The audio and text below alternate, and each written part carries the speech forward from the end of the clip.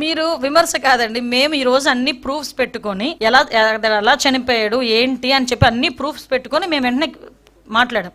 మేము ఇలా మాట్లాడిన దానికే అదేదో ఏఐతోనేదో క్రియేట్ చేశారని ఒకళ్ళు బయటకు వచ్చి అంటారు, ఒకళ్ళు మా కార్యకర్త చచ్చిపోతే మీకేంటి ప్రాబ్లం అంటారు. అంటే వాళ్ళు నోటికి వచ్చినట్టు మాట్లాడే పరిస్థితి. కానీ as per rule as per law మేము ఏం చేయాలని మేము చేస్తున్నాం. దానికి ఎవరైతే తప్పు చేశారో వాళ్ళందరూ కూడా శిక్ష అనుభవించాల్సి. అండ్ ఒకటి మనకి సాధారణంగా ఏదైనా రోడ్ యాక్సిడెంట్ జరిగింది, మీరు ఏ కేసులైనా తీసుకోండి. రోడ్ యాక్సిడెంట్ జరిగినప్పుడు ఎవరు డ్రైవ్ చేస్తున్నారు అనేది ఒకటి, అదైనా A1. కార్ ఎవరిది, అతను ఆటోమేటిక్ గా కేసులో ఉంటాడు. కార్ లో కూర్చున్న వాళ్ళు ఎవరు, అది కూడా ఆటోమేటిక్ గా కేసులో ఉంటారు. ఇది జనరల్ గా వచ్చే ప్రొసీజర్ అండి, ఇది జనరల్ గా వచ్చే ప్రొసీజర్. ఎస్పెషల్లీ తన సొంత వాహనాల్లో వెళ్ళేటప్పుడు నిర్లక్ష్యంగా ఏమంటే కేసులు ఇవన్నీ పక్కన పెట్టండి. నేనేమంటానంటే ఇవన్నీ పక్కన పెట్టండి, మానవత్వం ఏమైంది? నేను అడిగే స్ట్రైట్ క్వశ్చన్ అదొకటే, మానవత్వం ఏమైంది? నువ్వు నోరిప్పితే మానవత్వం, నీతి, నిజాయితీ, మానవత్వం 3 పదాలు ఉచ్చరిస్తావు కదా.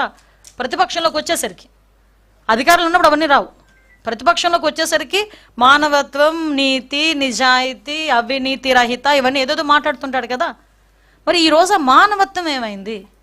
నేను ఇందాక చెప్పాను, ఏమండి రోడ్డు మీద వెళ్తుంటే ఎవరికైనా యాక్సిడెంట్ జరిగితేనే అయ్యో పాపం దిగి, అతనికి ఎటువంటి పదవి లేకపోయినా ఒక కూలి పని చేసుకున్నవాడు కూడా దిగి అయ్యో ఏమైందని దిగి అడిగి నీళ్ళు పోసి వెళ్తాడు. వీలైతే అంబులెన్స్ ఏదో వచ్చినంత వరకు నుంచొని అక్కడ ఆగి అంబులెన్స్ ఎక్కించి వెళ్తాడు. అరే నీ కార్యకర్త నీ కారు కింద పడిపోతే చుట్టుపక్కల వాళ్ళు చూసి పక్కకు లాగేస్తే ఇక్కడ నుంచున్నవాడికి మాత్రం తెలియదండి ఏం జరుగుతుంది అక్కడ అన్నది.